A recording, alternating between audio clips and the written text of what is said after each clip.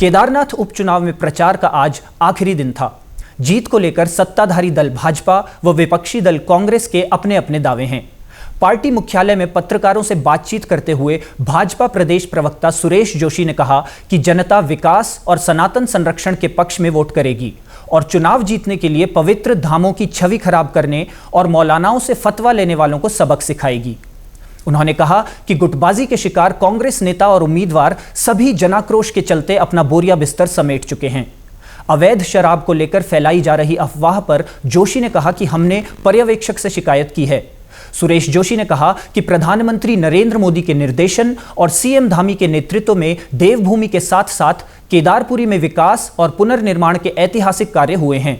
UCC, धर्मांतरण, दंगारोधी कानून, love जिहाद, लैंड जिहाद, नकल निरोधक कानून, प्रत्येक जनहित के विषय का कांग्रेस ने विरोध करने का काम किया है। हमारे इन तमाम विषयों पर कांग्रेस नकारात्मक राजनीति कर रही है। जहां हम लोग विकास की बात कर रहे हैं और हम भगवान केदारनाथ की प्रतिष्ठा, परंपरा, संस्कृति को भी के एक ध्वजवाहक के रूप में उसको पूरे देश और दुनिया में सनातनियों को एक अच्छी यात्रा, सुगम यात्रा हो और आध्यात्म के प्रति लोगों का रुझान बढ़े, ये भी हमारा एक कर्तव्य है। लेकिन वहीं अगर आप दूसरी ओर देखते हो तो जो दूसरा दल वहाँ पे चुनाव लड़ रहा है वो ये चाहता है कि भाई हम केदारनाथ की धरती को, केदारपुरी को बदनाम करके पूरे देश के अल्पसंख्यकों का यानी मुसलमानों का वोट बटोर रहे हैं।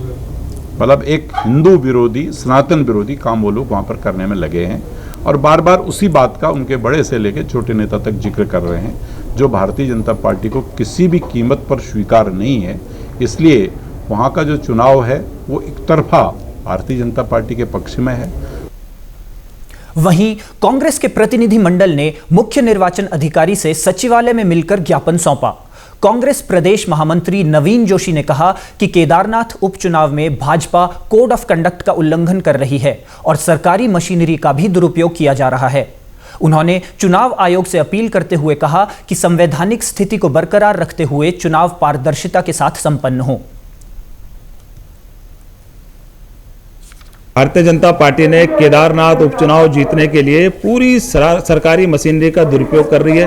पूरी ताकत वहां पे उन्होंने लगा दी है। वहाँ पे मुख्यमंत्री जी और उनकी पूरी कैबिनेट वहाँ पे नजर आ रही है। तो वहाँ पे हमने देखा वहाँ शराब के जखीरे वहाँ पे पकड़े जा रहे हैं। गाड़ियों में जो नंबर प्लेट है उत्तराखंड सरकार लिखा हुआ है उसको छिपाकर उसको सरकारी गाड़ियों को वहाँ पे इस्तेमाल किया जा रहा है। हमने इसकी जो शिकायत है इलेक्शन कमीशन को भी हम लोगों ने करी है, लेकिन बीजेपी इस चुनाव से बहुत बुरी तरह घबरा चुकी है। उन्हें मालूम है कि उन्होंने कोई भी ऐसा काम केदारनाथ विधानसभा के अंदर नहीं किया जिसको लेकर वो जनता के बीच में जाएं।